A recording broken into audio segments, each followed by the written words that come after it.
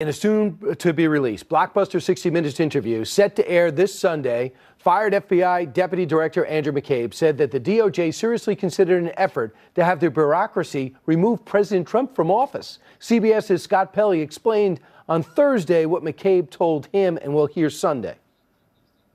There were meetings at the Justice Department in which it was discussed whether the vice president and a majority of the cabinet could be brought together to remove the president of the United States under the 25th Amendment. The Deputy Attorney General, Rod Rosenstein, offered to wear a wire. A statement was released after that was never serious, it was sarcastic, etc. McCabe, in our interview, says no. It came up more than once, and it was so serious that he took it to the lawyers at the FBI to discuss it.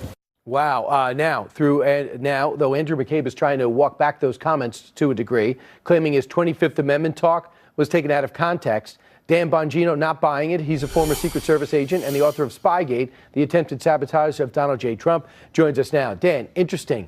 Does Andy McCabe think we don't remember the last time we saw him, and that's being fired because he lied?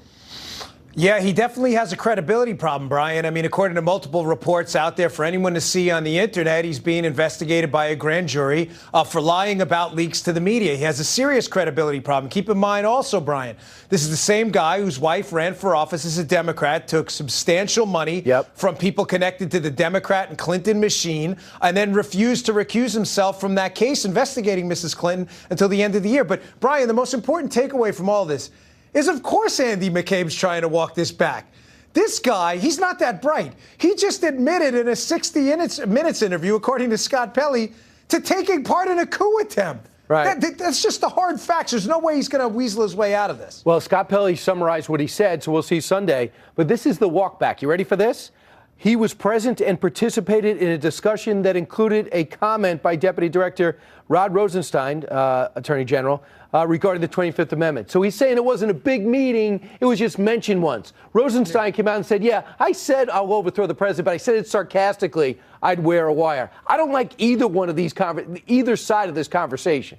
Yeah, I don't know about you, Brian, but when I go to dinner with my friends, I don't just casually bring up like, hey, you want to go rob a bank? Oh, don't worry, I was just kidding. Like, there's some things as the deputy director of the FBI. Let me just give him like a pro tip, right? It's probably not a good idea from a former federal agent. Granted, I wasn't the deputy director of the Secret Service, but probably not a good idea to hit the 25th Amendment. In other words, removing a president from office for an obviously nonsensical reason, some physical incapacitation. This guy, Brian, make no mistake, he was this was the discussion of a soft coup. There is no other way around this. I don't know if he's just not that bright, and he said this to Scott Pelley, not realizing what he was admitting to, but it's clear to me now that Rosenstein and him have a lot of culpability in this. Rosenstein with the FISA, McCabe admitting, by the way, on the record that the case wouldn't have existed without the dossier, and they're both essentially two guys who have culpability sitting in two separate rooms being interviewed by law enforcement who are trying to be the first to rat on each other to get the best deal. And he admitted he started an obstruction of justice probe before Robert Mueller was even in the picture,